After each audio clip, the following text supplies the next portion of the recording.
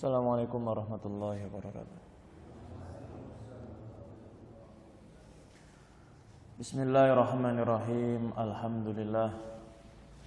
Wassalatu wassalamu ala Rasulillah wa ala alihi wa sahbihi wa man walah. Wala haula wala quwwata illa billah. Amma ba'd. Ikhwani fid din, jamaah salat maghrib rahimani wa rahimakumullah. Melanjutkan kajian kita tafsir Al-Quran Al-Azim. Kita masih dalam muqaddimah, pendahuluan sebelum masuk dalam tafsir Al-Quran. Masih dalam proses turunnya Al-Quran. Pada malam hari ini kita akan mempelajari Al-Quran awal turunnya kepada Rasulullah sallallahu alaihi wasallam itu kapan. Sebagaimana di dalam sebuah ayat di surat Al-Baqarah, ada 3 ayat di sini yang kita akan bahas. Yang pertama di dalam surat Al-Baqarah ayat 185. Allah Subhanahu wa taala berfirman, "Syahrul Ramadhan alladzi unzila fihi al-Qur'an hudal linnas wa bayyinatin minal huda wal furqan." Syahrul Ramadhan, bulan Ramadan, yang diturunkan pada bulan tersebut Al-Quran sebagai petunjuk bagi manusia, sebagai penjelasan, sebagai bimbingan untuk mereka. Di sini ayat dalam surat Al-Baqarah 185 menyebutkan Al-Quran kita itu turun di bulan Ramadan. Kemudian di dalam ayat yang lain, dalam surat Ad-Dukhan ayat 3-4, Allah Subhanahu wa taala berfirman, "Inna anzalnahu fi lailatin mubarakah." Sesungguhnya Al-Quran itu kami turunkan di malam yang penuh berkah. Berarti lebih spesifik lagi. Kalau tadi 1 bulan Ramadan, di dalamnya ada waktu diturunkannya Al-Quran. Dalam ayat yang lain menjelaskan kapannya, yaitu di malam yang penuh berkah. Malam itu kapan? Dalam ayat yang lain, dalam surat Al-Qadar ayat yang pertama, Allah Subhanahu wa taala berfirman, "Inna anzalnahu fi lailatul qadar." Sesungguhnya Al-Qur'an itu kami turunkan di Lailatul Qadar. Ya. Berarti di bulan Ramadan, di malam Lailatul Qadar. Di sini ayat yang kita fokuskan di ayat yang terakhir. Inna anzalnahu fi lailatul qadar. Sesungguhnya Al-Quran itu kami turunkan di malam Lailatul Qadar. Di sini nanti ada beberapa pendapat ulama. Kita fokusnya pada 2 pendapat. Ya. Kami turunkan Al-Quran itu di malam Lailatul Qadar. Pendapat yang pertama, ini adalah tafsir langsung dari seorang sahabat yang didoakan oleh Nabi SAW sebagai orang yang ahli dalam tafsir Al-Quran, yaitu sahabat Abdullah bin Abbas radhiyallahu anhu. Dalam ayat terakhir tadi, surat Al-Qadar, "Inna anzalnahu fi lailatul qadar", sahabat Ibnu Abbas menafsirkan, mengatakan Unzilal Qur'anu jumlatan wahidatan fi lailatil qadari ila sama'id dunya. Ya, kita pahami nanti biar enggak bingung. Beliau mengatakan unzilal Qur'an jumlatan. Al-Qur'an secara utuh dari awal sampai akhir, dari Al-Fatihah sampai An-Nas, satu kesatuan itu diturunkan di malam Lailatul Qadar. Ila sama'id dunya, di langit dunia. Langit ada 7 lapis. Lapis pertama itu sama'ud dunya. Ya, atap dunia kita ada langit disebut dengan sama'ud dunya.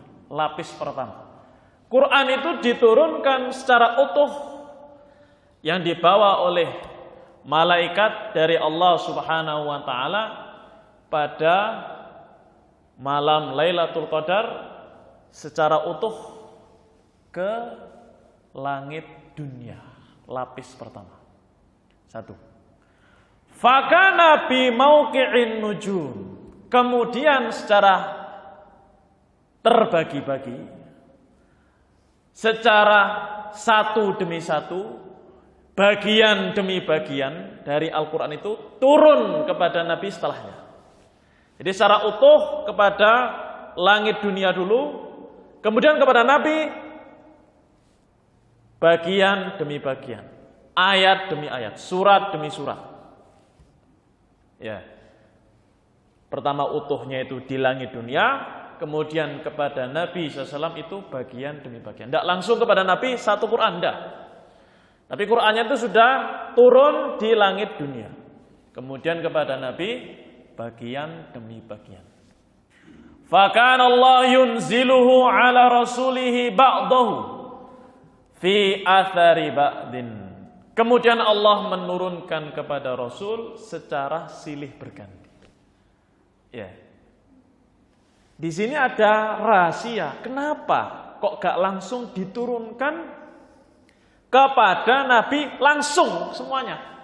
Kan begitu. Kok satu demi satu, ayat demi ayat, surat demi surat, enggak langsung lengkap awal akhir, itu kenapa? Di sini salah satu faedahnya, nanti kita akan sebutkan beberapa faedahnya. Langsung Allah berikan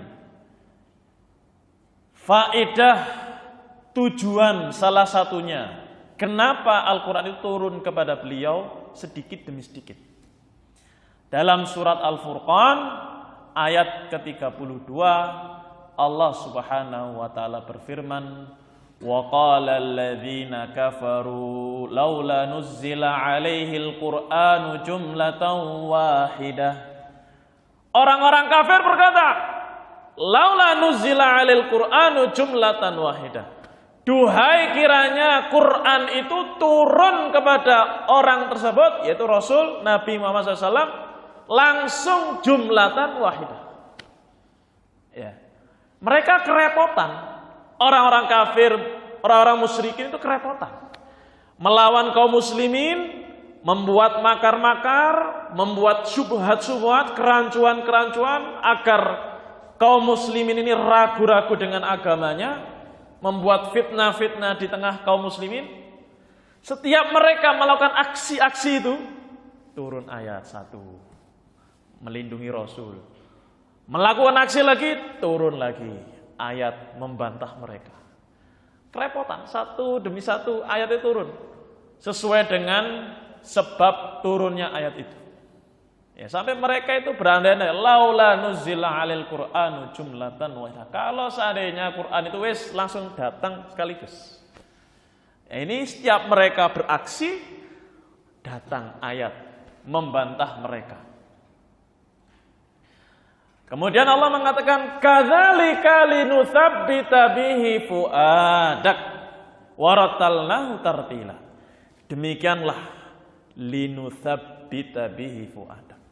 Kami turunkan ayat-ayat Allah, Al-Quran itu bagian demi bagian, ayat demi ayat, tidak langsung utuh awal akhir. Tujuannya linutsabbita bihi fuadak. Agar kamu itu kokoh hatinya.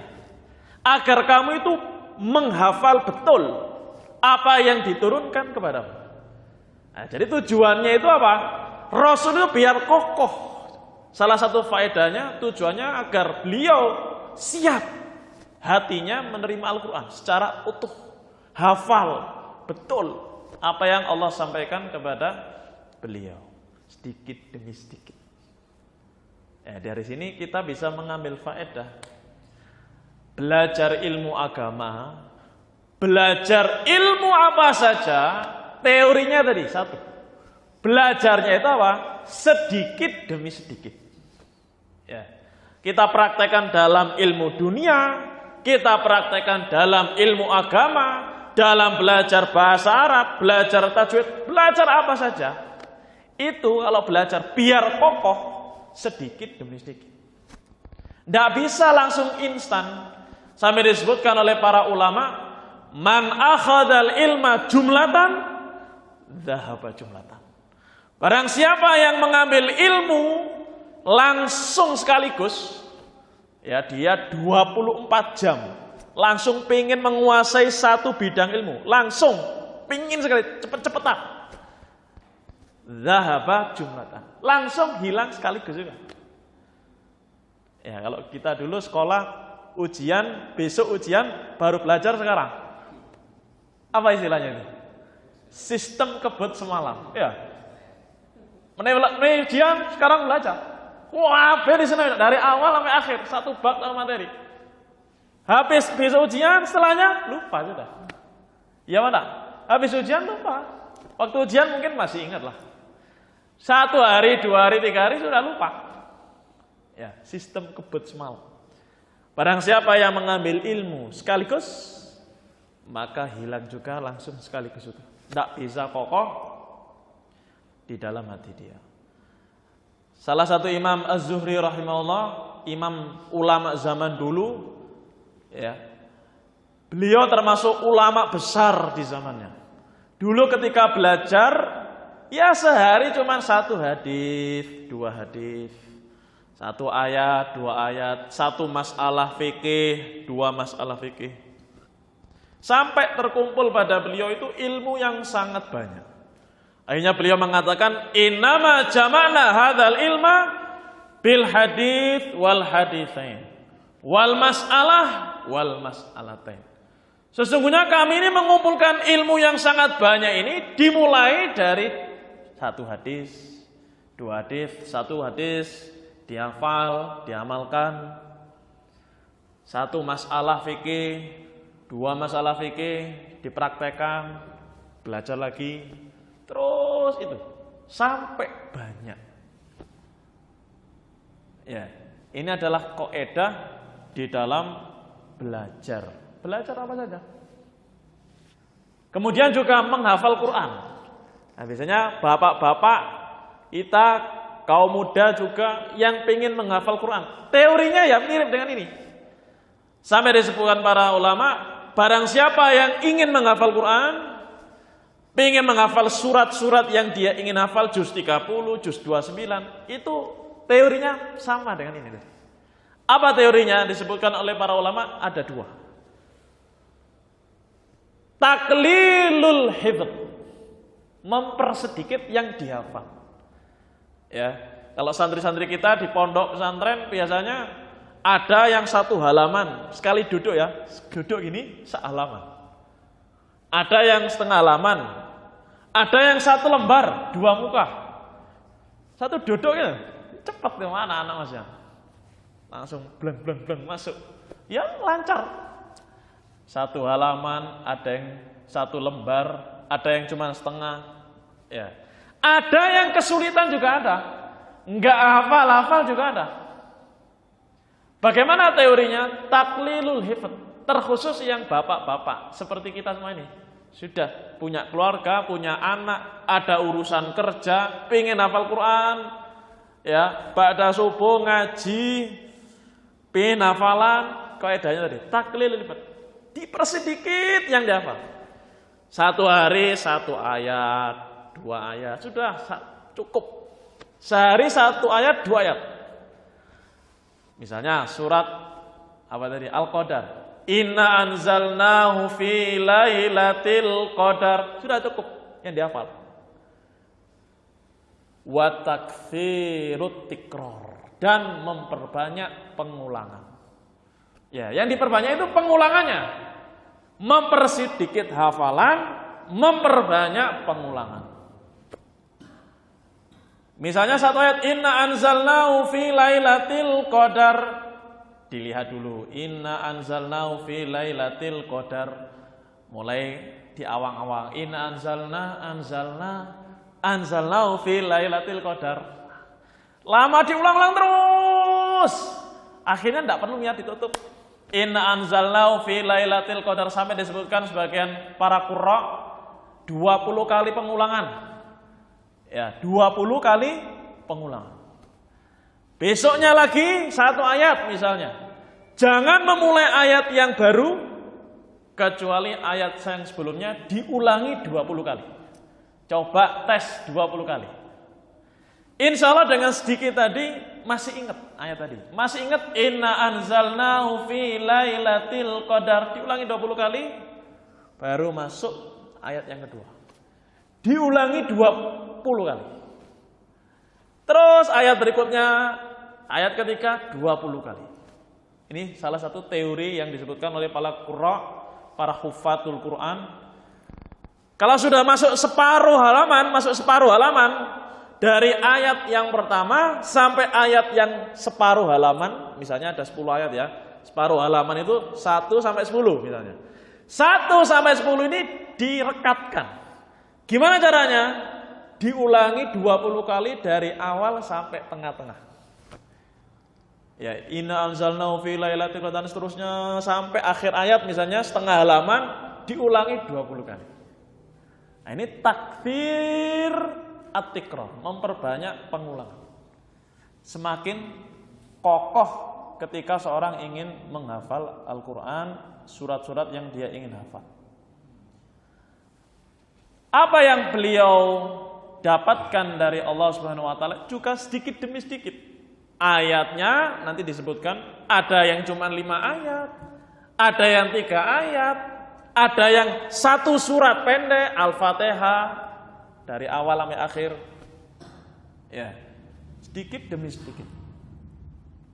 Tujuannya ada agar kokoh di dalam hati beliau. Itu salah satu faedahnya. Kemudian dalam surat Al-Furqan tadi, orang-orang kafir itu berandai-andai kalau Al-Quran turun kepada Rasul itu sak Quran utuh. Di situ juga ada faedah dari tafsir ayat tadi, bahwasanya annal kutubas sabiqah kanat tanzilu jumlatan wahidah. Bisa diambil makna yang tersirat di dalam ayat tadi, bahwasanya kitab-kitab terdahulu di umat-umat yang sebelumnya itu turunnya langsung satu utuh dari awal sampai akhir. Kitab-kitab yang sebelum Al-Quran turun kepada para rasul-rasul di zaman itu, turunnya itu langsung sekaligus awal akhir. Itu yang disebutkan oleh para ulama. Kalau seandainya Al-Quran itu turun kepada Rasul utuh kayak umat-umat terdahulu, nah, itu angan-angan mereka. Lakin tamayyazal Qur'anul Karimu anha binuzulihi mufarraqa kama huwa ma'lum. Namun Al-Quran ini istimewa. Turunnya itu bagian demi bagian, sedikit demi sedikit pada zaman itu. Tidak langsung utuh kepada Rasul SAW. Idafatan ila anau nazala jumlatan wahidah. Di samping itu, Al-Quran juga turun secara utuh, tapi tadi turunnya ke langit dunia. Jadi paham ya? Turunnya ke langit dunia, langit pertama secara utuh. Kepada Nabi, bagian demi bagian, sedikit demi sedikit. Ya, ikhwani fillah rahimani wa rahimakumullah. Maka dari sini kesimpulannya ada 2 yaitu nuzulun jumali, nuzul turunnya Quran secara utuh. Yang kedua, nuzulun mufarraq, turunnya Quran secara bagian demi bagian, part demi part, ayat demi ayat, tidak langsung utuh. Satu, turun secara utuh. Dua, adalah turun bagian demi bagian. Yang utuh turun ke langit dunia, yang bagian demi bagian turun kepada Nabi SAW. Ini tafsir dari sahabat Ibnu Abbas dalam ayat tadi, surat Al-Qadar ayat pertama. Inna anzalnahu fi lailatul qadar. Sesungguhnya kami menurunkan Al-Quran di malam Lailatul Qadar. Maksudnya Al-Quran turun utuh ke langit dunia. Nanti anak akan jelaskan. Ada sebagian berpendapat wahyu yang turun pertama kepada Rasul SAW yaitu surat Al-Alaq ayat 1-5. Itu yang kita pahami biasanya kan? 1-5 turun pertama kepada Nabi SAW. Itulah ayat yang berkaitan dengan apa yang kita baca. Inna anzalnahu fi lailatul qadar. Kita fokus dulu dengan pendapatnya.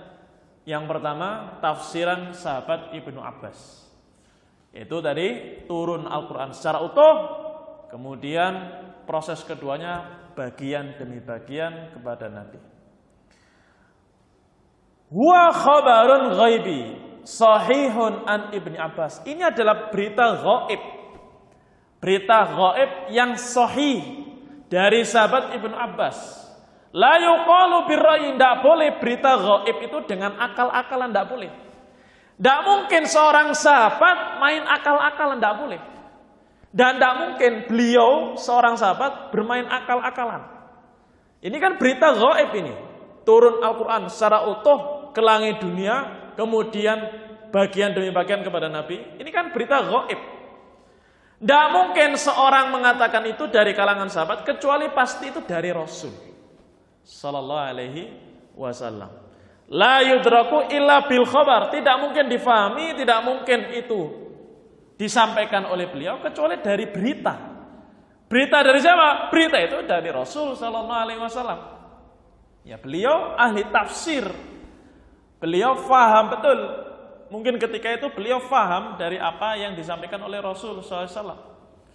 Ya, maksudnya adalah secara utuh ke langit dunia. Itu proses pertama, kemudian bagian demi bagian kepada Nabi. Walaisa lahu mukhalifun minas sahabah. Pada saat itu tidak ada yang menyelisih beliau. Ini kan tadi tafsirannya siapa? Ibnu Abbas. Dari kalangan para sahabat tidak ada yang menyelisih. Ya, misalnya kalau kita rapat ini, rapat RT, masalah kerja bakti lingkungan. Ketika rapat ada usulan, ya, semuanya diem. Kira-kira itu yang dipakai mana? Ini yang dipakai. Diemnya mereka menunjukkan setuju dengannya pendapat tersebut. Ya, itu kalau masalah rapat masyarakat. Ini masalah wahyu, masalah Quran. Gak mungkin seorang sahabat Ibnu Abbas mengatakan itu dari akal beliau. Dan manusia mana saja, muslim mana saja, tidak boleh. Ketika itu berita ghaib, tidak boleh main akal-akalan. Kalau ada orang yang mengatakan tentang berita ghaib, saya tahu ini, saya tahu di masa depan akan terjadi ini dan ini. Ya, semua yang berita ghaib itu tidak boleh kita sampaikan dan tidak boleh kita yakini kecuali harus ada dalilnya. Sekarang kita tanya, dalilnya mana? Kan gitu. Harus ada dalil. Dalil dari Al-Quran maupun dalil dari Rasul sallallahu alaihi wasallam. Ya, misalnya kita ngomong, misalnya azabnya orang-orang yang meminum khamr nanti di kuburannya misalnya di dalamnya itu ada api yang sangat besar. Nah, misalnya di situ ada ular besar, ular yang sangat banyak, ada kalajengking. Kan berita ghaib ini ya, berita ghaib. Mungkin tujuannya ingin menakut-nakuti biar si Maduk ini takut. Waduh, azabnya kok pedih sekali. Kita menyampaikan berita ghaib tidak boleh kalau tidak ada dalilnya. Berita gaib itu datangnya dari Allah melalui Rasulullah SAW. Ya, orang mana saja tidak boleh menyampaikan berita gaib kecuali harus dengan dalil. Dan sahabat Ibnu Abbas, maka pasti beliau itu menerima hal tersebut dari Rasul Sallallahu Alaihi Wasallam. Ini pendapat yang pertama. Pendapat yang kedua, ayat Al-Qadar yang pertama tadi, inna anzalnahu fi lailatul qadar, sesungguhnya kami menurunkan Al-Qur'an di malam Lailatul Qadar, maksudnya adalah wahyu pertama yang turun kepada Nabi. Bisa dipahami ya? Beda ya? Kalau yang pertama tadi apa? Al-Quran secara utuh turun ke langit dunia, kemudian datang kepada Rasul bagian demi bagian. Tafsiran yang kedua, yang ini masyhur di kalangan kaum muslimin, inna anzalnahu fi lailatul qadar, yaitu Quran itu kami turunkan, maksudnya wahyu pertama yang turun kepada Nabi di Gua Hira ketika surat Al-Alaq ayat 1 sampai 5, ketika Jibril datang kepada beliau dengan bentuk aslinya. Ya. Itulah maksud dari ayat ini. Inna anzalnahu fi lailatul qadar. Nah, sekarang pendapatnya yang mana? Yang tadi Ibnu Abbas, apa yang kedua ini? Maka para ulama mengumpulkan, menjamak. Ya, disebutkan dalam sebuah kaidah usul fikih, selama ada dalil-dalil yang bisa diamalkan dua-duanya, maka kita amalkan dua-duanya. Tidak boleh kita menghapus salah satunya, ya, selama bisa diamalkan dua-duanya. Ketika ada dalil A dan dalil B, Quran, hadis atau Quran dan hadis dan Quran. Selama bisa diamalkan dua-duanya, diamalkan dua-duanya. Kalau sudah mentok nggak bisa, maka yang salah satunya menghapus hukum yang setelahnya atau yang sebelumnya. Ya, dalam usul fikih ada namanya bab nasakh, penghapusan. Nanti juga akan kita lewati dalam tafsir Quran ayat-ayat yang dulunya hukumnya berlaku kemudian dihapus. Seperti apa? Khomer. Minum khomer awal-awal Islam itu boleh. Mabuk itu boleh, Pak. Dalilnya apa? La taqrabu shalah wa antum sukara. Jangan kalian mendekati sholat dalam keadaan mabuk. Ya, dalam keadaan mabuk. Kalau di luar sholat boleh mabuk, kan gitu. Kalau waktu sholat jangan mabuk. Tapi kalau di luar sholat kalian boleh ketika itu. Kemudian datang ayat-ayat setelahnya, tahapan-tahapan berikutnya, sampai khomer itu hukumnya haram, tidak boleh. Ada lagi contoh, nikah mut'ah. Apa nikah mut'ah? Nikah kontrak. Maksudnya nikah kontrak gini. Saya nikah dengan Anda, ya perempuan ini 1 bulan. Ya. 1 bulan, setelah 1 bulan selesai, kita bernikmat-nikmat 1 bulan ini selesai, ya sudah, kontraknya habis, cari yang lain. Ganti wanita lagi, nikah lagi 1 bulan, lulus selesai 1 bulan, ganti lagi, boleh. Ada 1 bulan, ada yang setahun, terserah, bebas, namanya kontrak. Kayak kita kontrak rumah, bosen pindah rumah gitu. Sama, ada kontrak nikah, namanya nikah mut'ah. Dulu boleh. Dengan proses tahapan-tahapan kemudian dinasakh. Dalil yang membolehkan dihapus. Menjadi tidak boleh. Haram hukumnya sampai hari kiamat nikah mut'ah. Yang masih dipraktekkan oleh kaum Syiah Rafidhah. Sampai sekarang nikah mut'ah, nikah kontrak. Ya, sekarang kalau kita melakukan praktek itu berarti kita berzina. Loh kan dulu boleh, dulu, sekarang enggak boleh, sudah dihapus. Bisa dipahami ya? Jadi ada dalil-dalil yang saling menghapus, ada yang kalau masih bisa dikumpulkan, itu diamalkan. Seperti tadi, ayat ini tadi. Yang pertama, sahabat Ibnu Abbas mengatakan, Quran itu turun seluruhnya ke langit dunia secara utuh, kemudian kepada Nabi SAW bagian demi bagian. Pendapat yang kedua, yang turun pertama maksudnya adalah wahyu pertama di malam Lailatul Qadar itu kepada Rasul. Wahyu pertama. Itu surat Al-Alaq ayat 1 sampai 5. Ya. Ikhwani fillah rahimani wa rahimakumullah, maka sisi penjamaahnya adalah anna ibtida'a nuzulil Qur'an ala Rasulillah wa nuzulihi jumlatan wahida ila sama'i dunya waqa'a ma'an fi lailatul qadar. Yaitu tidak ada pertentangan, enggak ada pertentangan, Mas, antara dua pendapat itu. Turun wahyu pertama kepada Rasul di malam Lailatul Qadar. Demikian pula Al-Quran itu turun secara utuh ke langit dunia juga malam Lailatul Qadar.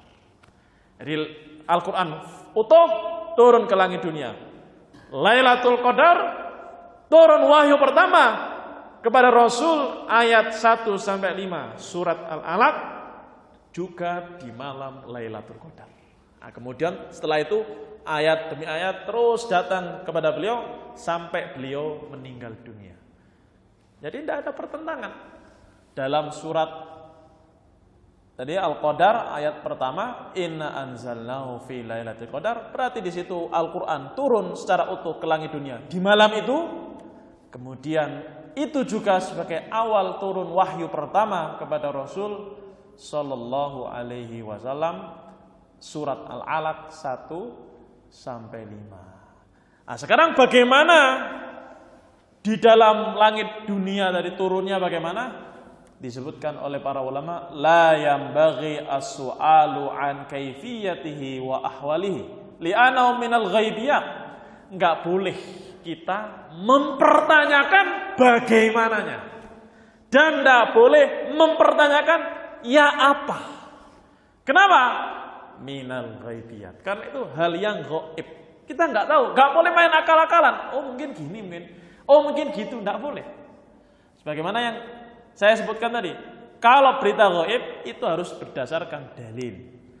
Kita enggak tahu, sahabat Ibnu Abbas cuman mengatakan Al-Quran secara utuh turun ke langit dunia di malam Lailatul Qadar. Kemudian turun kepada Rasul bagian demi bagian. Titik. Ya, titik. Gak boleh kita melanjutkan menembus ucapan beliau, mengakal-akali, menambah-nambahi, gak boleh. Itu yang sampai kepada kaum muslimin. Alladzi la ya'lamuhu illallah, yang tidak tahu prosesnya di langit dunia itu. Disebutkan di Baitul Izzah, ada sebuah tempat di langit dunia namanya Baitul Izzah. Di situ tidak ada yang tahu kecuali Allah Subhanahu wa ta'ala. Karena ini adalah berita gaib. Nah, sekarang faedahnya apa?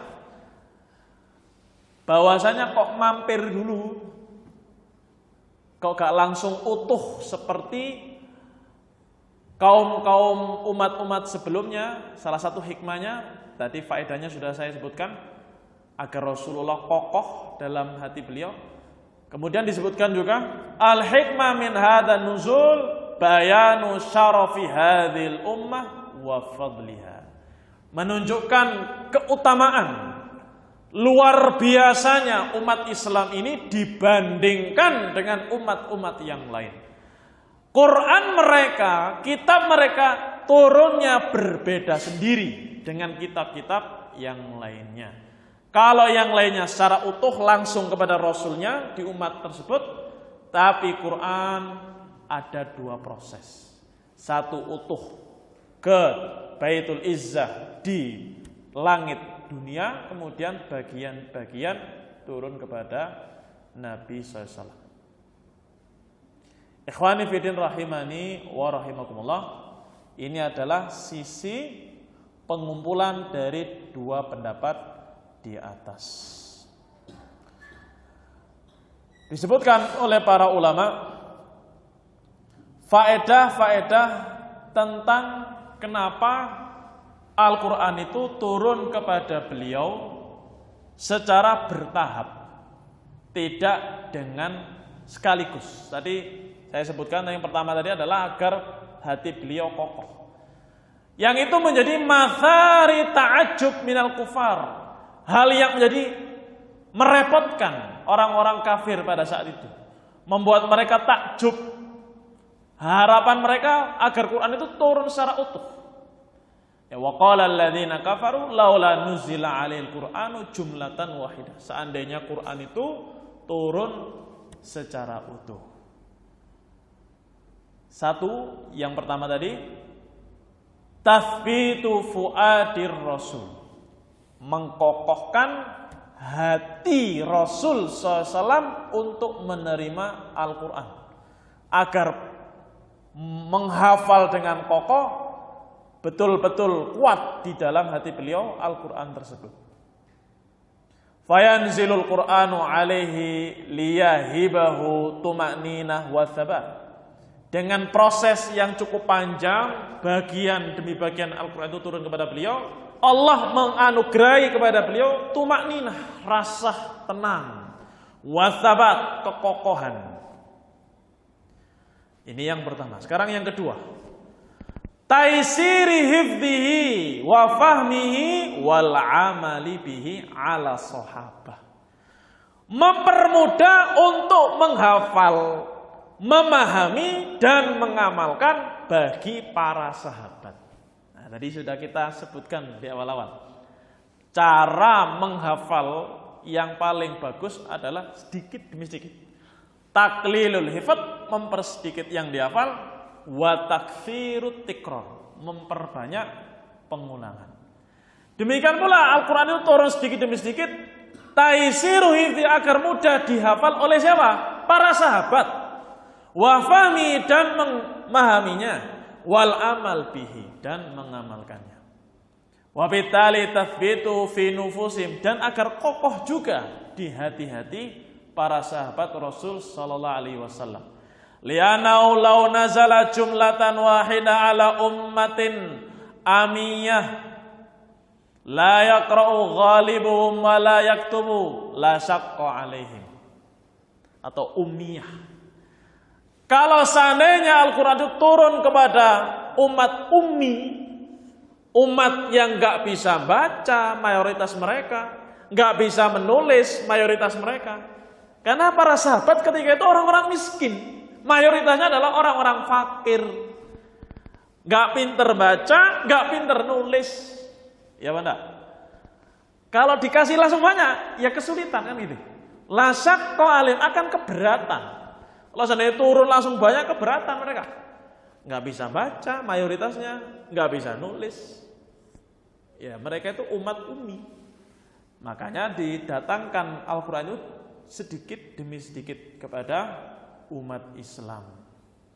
Sampai disebutkan oleh para ulama, para sahabat ketika itu belajar kepada Rasulullah SAW tentang Al-Quran, mempelajari, mentadaburi, dan mengamalkan apa yang diajarkan oleh Rasulullah tidak lebih dari 10 ayat.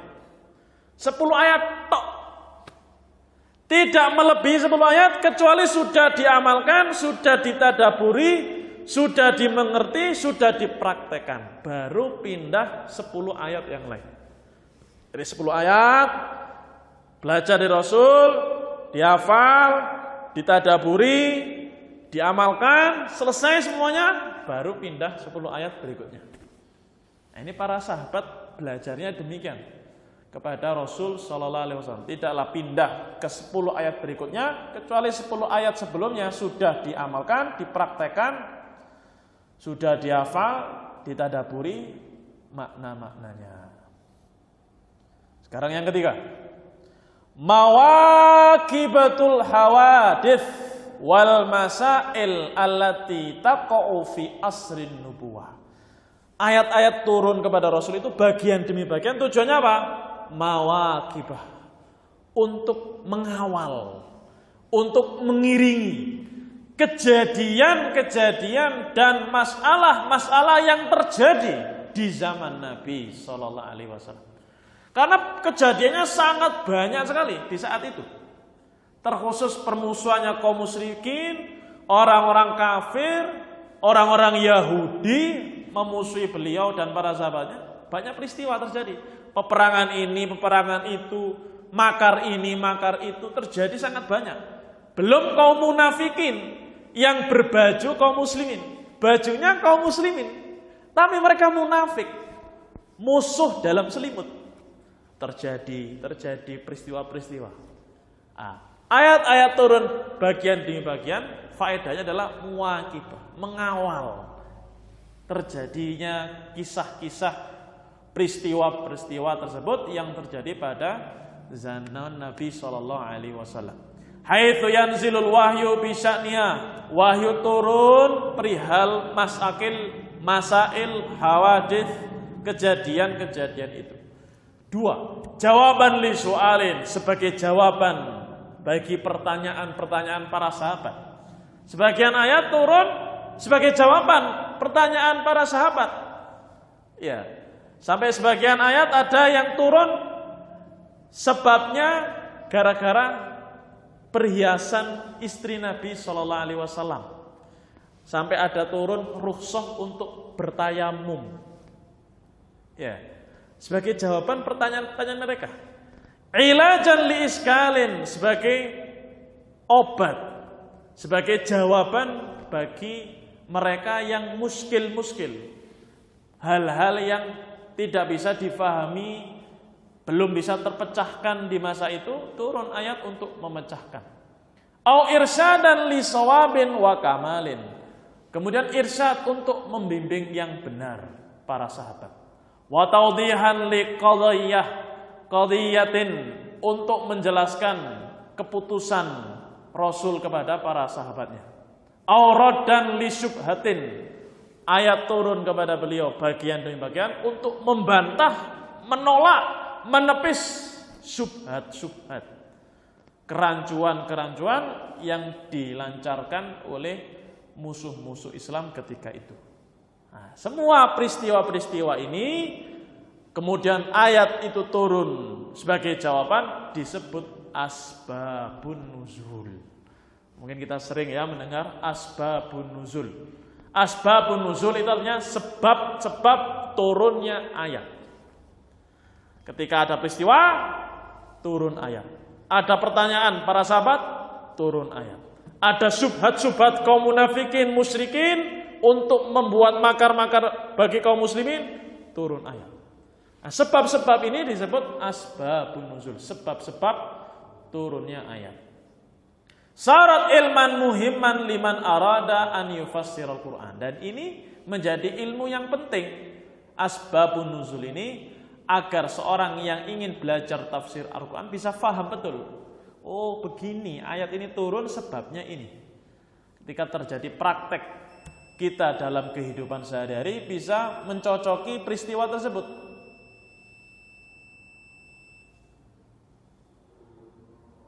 Kemudian yang terakhir sebagai penutup, at-tadarruju fit tasyri'i wa bayanil ahkami wal hudud. Tadarruj, berproses. Ya, ayat turun kepada Nabi bagian demi bagian, ayat demi ayat, sedikit demi sedikit. Itu adalah tujuan tadarruj, berproses dalam pemberian syariat. Jadi syariat itu berproses. Seperti puasa di bulan Ramadan. Ya, puasa bulan Ramadan 1 bulan, itu dulunya boleh memilih membayar sedekah. Ada yang berpuasa boleh, berpuasa diganti sedekah boleh, sedekah diganti dengan puasa boleh, pilih salah satu. Ya, bagi orang yang mampu loh ini. Kemudian syariat disempurnakan lagi sampai akhirnya wajib bagi yang mampu berpuasa, tidak boleh diganti dengan sedekah. Siapa yang boleh diganti dengan sedekah? Orang yang sakit, tua renta. Ya benar, kalau sakit diganti hari yang lain. Tua renta. Ya, atau sakitnya itu sakit yang tidak mungkin sembuh. Nah, itu juga dengan membayar sedekah, fidyah. Ikhwani fillah rahimani wa rahimakumullah, maka ayat demi ayat itu turun dengan sedikit demi sedikit, tujuannya adalah proses penyempurnaan syariat sedikit demi sedikit sesuai dengan zamannya itu tadi. Seperti yang tadi kita sebutkan adalah khomer dulu masih diperbolehkan, kemudian setelah itu diharamkan oleh Allah Subhanahu wa taala. Masih menimbang, Allah menimbang, ketika itu para sahabat baru masuk Islam. Ya. Baru masuk Islam. Disebutkan idhuwa ada ilal qabul, karena kalau sedikit demi sedikit itu lebih mereka terima. Bi khilafi maulau nazalat al ahkamu jumlatan wahidah. Berbeda kalau turunnya langsung sekaligus kepada para sahabat, hukum-hukum tadi faqad yanfiru. Mereka akan lari. Ya. Mereka akan lari. Baru ngaji misalnya, baru ngaji ke masjid, langsung kamu ini haram, tidak boleh melakukan ini. Baru ngaji misalnya, langsung diceceri, kamu nggak boleh gini, kamu harus begini. Itu adalah hari pertama dia ngaji dan hari terakhir dia ngaji. Gak boleh bacanya gitu, kalau bacanya gitu itu haram. Ya sudah, itu adalah hari terakhir dia ngaji. Ya mana? Kira-kira ini pemabuk ini pemabuk. Kok Darul kok tiba-tiba ke masjid, sholat, ikut ngaji, duduk di situ, pemabuk. Tiba-tiba kita ngomong, kon gak oleh mabuk, haram mabuk itu. Ya misalnya, kok gini ngaji ini keras sekali ini. Ya sudah, waduh gak ingin ngaji-ngajian berat. Kan butuh proses. Semuanya itu dengan proses sedikit demi sedikit. Semoga yang singkat ini bermanfaat untuk saya pribadi dan kita semua. Semoga Allah memberikan pahala untuk kita semuanya. Amin ya rabbal alamin. Subhanakallahumma wa bihamdika asyhadu an la ilaha illa anta astaghfiruka wa atubu ilaik.